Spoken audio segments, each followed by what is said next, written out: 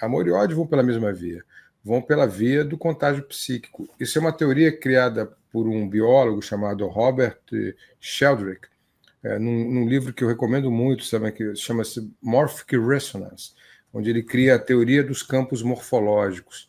Como eu disse na live de sexta, ele estuda macacos numa ilha da Indonésia, e aí ele percebe que a macaca que é a macaca dominante daquele grupo, ela sem querer deixa a batata cair no mar.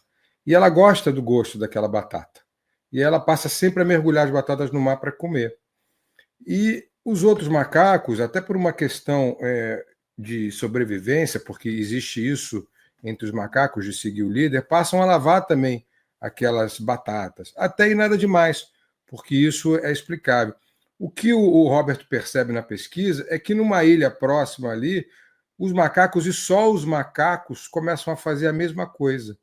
E aí ele vai percebendo que é o que ele chama de estruturas rizomáticas neurais, só daquela espécie, é uma coisa relativa à espécie. Tanto que outros animais não passam a colocar as batatas na água, só aqueles macacos. É o famoso contágio psíquico. Acontece quando você vê expressões, quando você vê gestos e feições, e se potencializa em uma segunda instância quando são diálogos e ações. É a teoria aristotélica do personagem. Primeira visão, gestos, roupas e feições. Segunda visão, ações e diálogos. Isso faz com que haja um contágio político.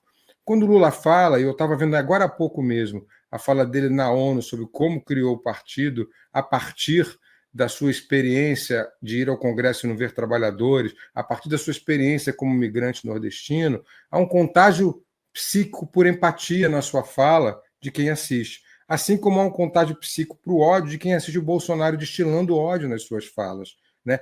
Porque somos todos parte de um rizoma. Rizomas são aquelas estruturas que ficam embaixo da terra e alimentam as plantas, as árvores.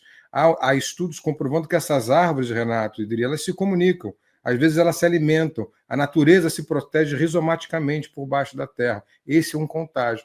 É um contágio que a gente não está vendo, mas está acontecendo. E acontece também na política, acontece entre os seres humanos, para o bem e para o mal. E aqui no Brasil a gente consegue identificar isso muito claramente. Me parece que Tarcísio, para responder a tua pergunta, segue o caminho bolsonarista. A falta de empatia. Ele foi contagiado por aquela aberração chamada Bolsonaro.